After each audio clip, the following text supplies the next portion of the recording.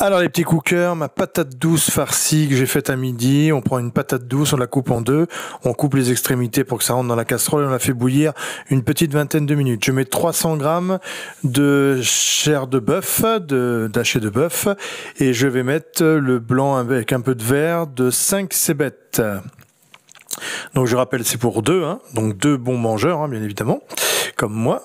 On va mettre 2 champignons de Paris, qu'on va vraiment émincer, un peu hacher, hein, dans notre chair. Voilà. Ensuite, un demi-poivron rouge. Voilà. On le coupe aussi en petits morceaux pour rentrer dans la farce.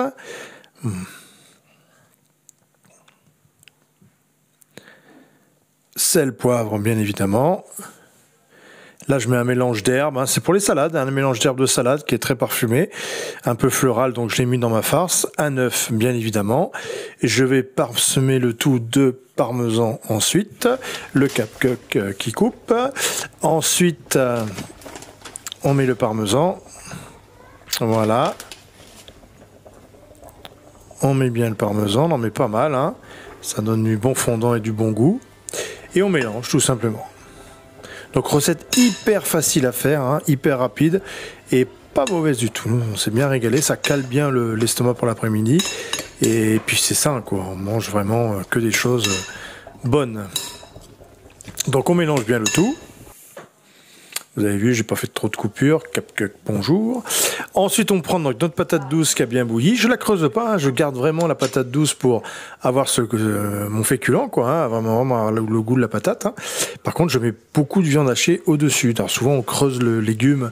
Tout ça, moi, j'aime pas. Je garde le légume entier pour avoir vraiment les deux. Le goût du légume, d'une bonne patate douce. On n'en mange pas souvent et pourtant, c'est délicieux.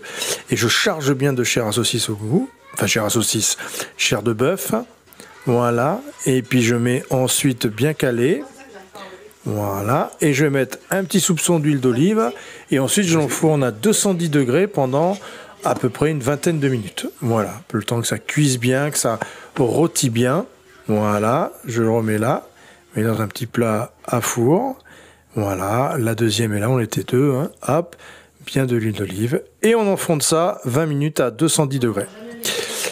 Ensuite, ben voilà, tout est prêt. On prend notre petite, y a pas besoin. On peut mettre un petit jus de viande. Moi, souvent, je garde des petits jus de viande dans des petits trucs à glaçons, vous savez, machin. On aurait pu le mettre aussi sur la fin pour un petit jus de viande là-dessus.